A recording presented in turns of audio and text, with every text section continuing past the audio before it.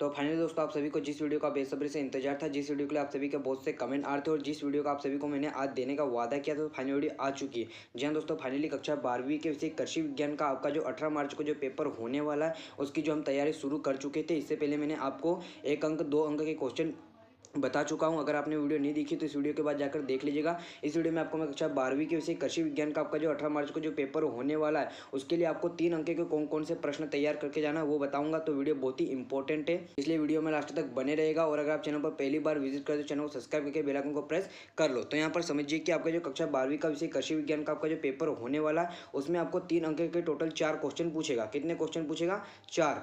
तो एक प्रश्न के कितने अंक है? 3। इस प्रकार अगर आपने ये वीडियो ध्यान से लास्ट तक देख ली तो इस वीडियो के माध्यम से आपके 12 अंक पूरी तरह से कवर हो जाएंगे। और अगर आपको पेपर में अच्छे आपका जो पेपर 18 मार्च को जो पेपर होने वाला अच्छी तरह से लिखकर आना है तो वीडियो ध्यान से देखिए। तो यहाँ पर आइए मैं आपको 3 अंक के कौन कौन से क्वेश्चन पढ़कर जाना है वो बताता हूँ। तो यहाँ पर सबसे पहला क्वेश्चन आपको पढ़ के जाना है। तो सबसे पहला आपका जो हाइड्रोकार्बन आपका जो चैप्टर 7 है हाइड्रोकार्बन, उसमें से आपको 3 अंक का एक क्वेश्चन पूछेगा। तो उसमें आपको सबसे पहला क्वेश्चन पढ़ के जाना है, मेथेन गैस के उपयोग लिखे कोई 3। यहाँ पर कितने उपयोग लिखना है आपको, बहुत ही इंपॉर्टेंट क्वेश्चन है, वेरी वेरी इंपॉर्टेंट क्वेश्चन है। यहाँ पर आप रियल पेपर के चक्करों में मत रहे। बच्चे कमेंट करते कि सर रियल पेपर बताइए, तो रियल पेपर के चक्कर में मत रहिए। आपको मैं जो क्वेश्चन बता रहा हूँ यहाँ पर हमारे चैनल के माध्यम से आपको तैयारी करवाई जा रही है। आप चैनल पर जो वीडियो दिए जा रहे हैं उनकी तैयारी कीजिए, आपका पेपर 100% अच्छा जाएगा।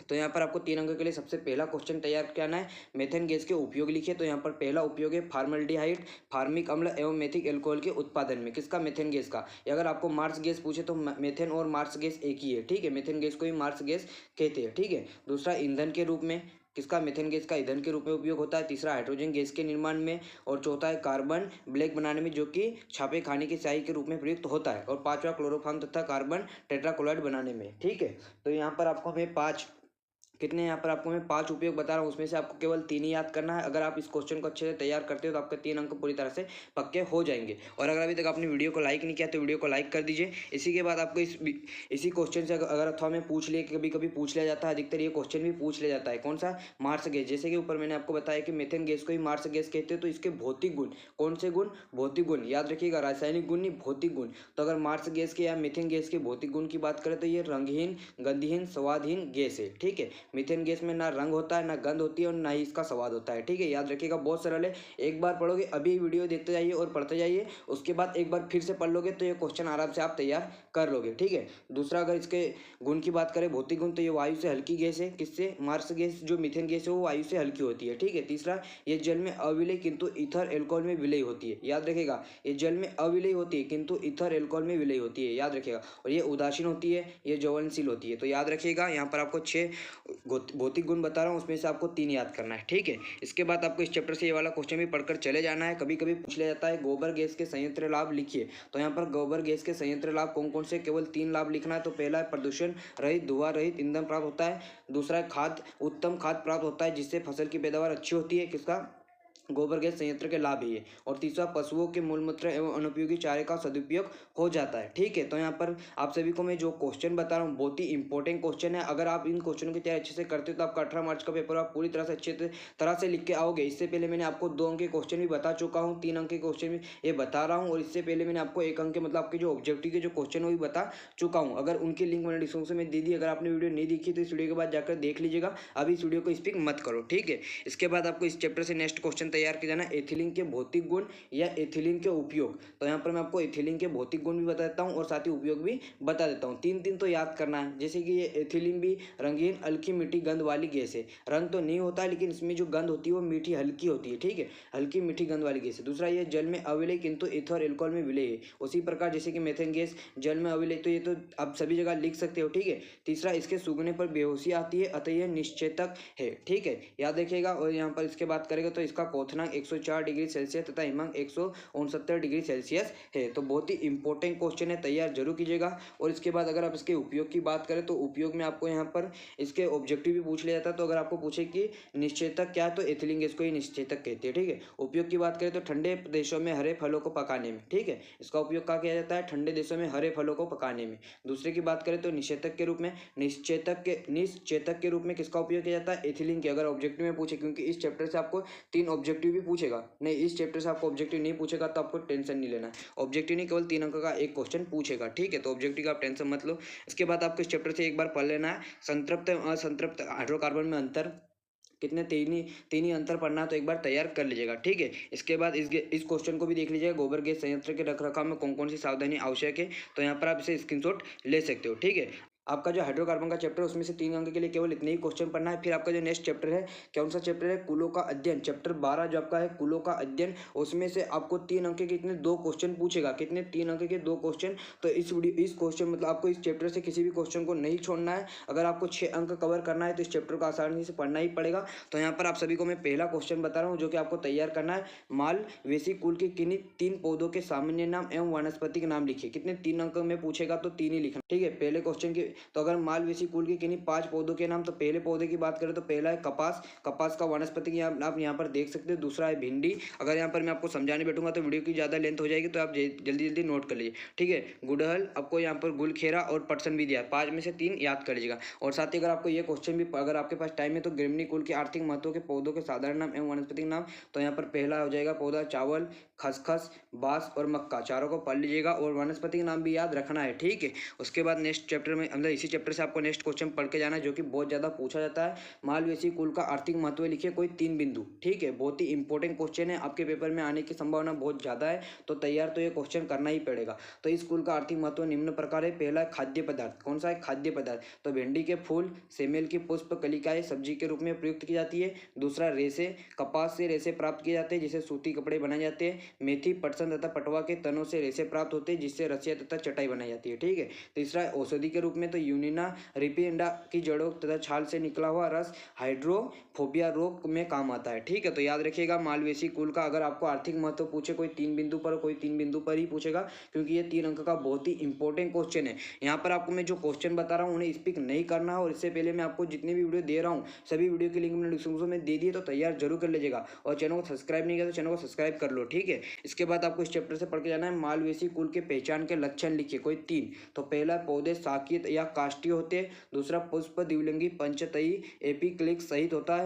दल पुंज व्यवस्थित होते हैं। तो यहाँ पर 5 दे रहा हूँ, उसमें से आपको जो 3 सरल लगे लक्षण वो याद कर लीजिएगा, ठीक है। इसके बाद आपको इस चैप्टर से नेक्स्ट क्वेश्चन पढ़ के जाना जो कि आपके पेपर में 100% आपको पूछा जा सकता है, क्योंकि यहाँ पर आप देखिए 2010, 13, 19, 20 और अब अधिकतर ये क्वेश्चन आपके त्रैमासिक, अर्धवार्षिक और आपका जो अभी अभ्यास प्रश्न पत्र पेपर हुआ था उसमें भी ये क्वेश्चन पूछा गया था, ठीक है। तो याद रखिएगा क्रूसी फेरी कुल के किन्हीं 3 विशिष्ट लक्षण लिखे। तो पहला लक्षण है पौधे प्राय शाखीय होते हैं, ऊपर मैंने जो बताया था उसमें भी शाखीय थे। यहाँ पर पुष्प द्विलिंगी चतुष्टय होता है, ठीक है। तो यहाँ पर 5 दे रहा हूँ, उसमें से भी आपको 2, 3 याद करना है, कितने 3, ठीक है। इसके बाद इसका आर्थिक महत्व भी याद करना है आपको। कोसी फ्रे का आर्थिक महत्व लिखिए, क्योंकि इस चैप्टर से आपको मैं इतने क्वेश्चन क्यों बता रहा हूँ, तो इस चैप्टर से आपको इसलिए इतने क्वेश्चन बता रहा हूँ क्योंकि यहाँ पर 3 अंक के कितने 2 क्वेश्चन पूछेगा, 3 अंक के कितने 2 क्वेश्चन पूछेगा। मतलब इस चैप्टर से आपको टोटल 4 अथवा को मिलाकर कितने 4। तो यहाँ पर आपको जितने क्वेश्चन बता रहा हूँ उसमें से 4 क्वेश्चन 100% आपके आएंगे, उसमें से केवल आपको 2 ही लिखना है। तो तैयार जरूर कर लीजिएगा, 6 नंबर आपके पूरी तरह से कवर हो जाएंगे। और इस वीडियो में जो क्वेश्चन बता रहा हूँ अगर आप वो पूरी तरह से कवर करते हो तो आपके 12 अंक पक्के हो जाएंगे, ठीक है।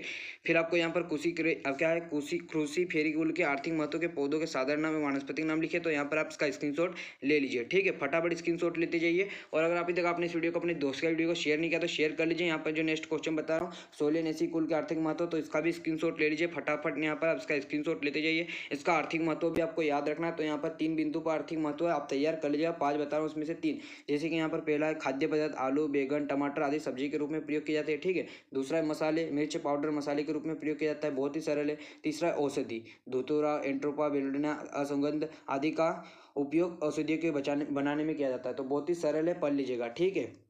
उसके बाद आपको इस चैप्टर से नेक्स्ट क्वेश्चन और लास्ट क्वेश्चन पढ़ के जाना है ग्रेमनी कुल का आर्थिक महत्व। कभी कभी पूछ लिया जाता है, क्या कभी कभी क्या कभी इंपॉर्टेंट ही क्वेश्चन है, तो पढ़ लीजिएगा। पहला खाद्य पदार्थ, दूसरा शर्करा, बांस, रेसे, इत्र, 5 में से 3 तैयार कर लीजिएगा, ठीक है। उसके बाद आपका जो नेक्स्ट चैप्टर है आर्थिक महत्व, सॉरी वहाँ पर तो आर्थिक महत्व, ठीक है। नेक्स्ट क्वेश्चन है आपका जो नेक्स्ट चैप्टर है कृषि सांख्यिकी 1, कृषि सांख्यिकी में आपका जो चैप्टर 18 है उसमें से आपको 3 अंक का केवल एक क्वेश्चन पूछेगा और 2 अंक का एक क्वेश्चन पूछेगा। तो इस चैप्टर से मैंने आपको पहले भी क्वेश्चन बताए थे, 2 अंक के क्वेश्चन जो बताया था उस वीडियो में मैं आपको इस चैप्टर से क्वेश्चन बता चुका हूँ। इस वीडियो में आपको मैं 3 अंक, तो याद रखिएगा यहाँ पर 3 अंक के क्वेश्चन कभी 2 अंक में भी पूछ लिया था, तो यहाँ पर ये वाला क्वेश्चन आपको 2 अंक में पूछ लिया जाएगा या 3 में भी पूछ लेगा। तो 3 अंक की बात करें तो यहाँ पर आपको प्राथमिक एवं द्वितीयक आंकड़ों में अंतर याद करना है। कितने? 3 अंतर याद करना है। याद रखिएगा इसमें आपको 2 अंक का भी पूछेगा और 3 अंक का भी पूछेगा, ठीक है। तो ये चैप्टर बहुत ही इंपॉर्टेंट है, इस चैप्टर से आपके 5 अंक कवर होने वाले।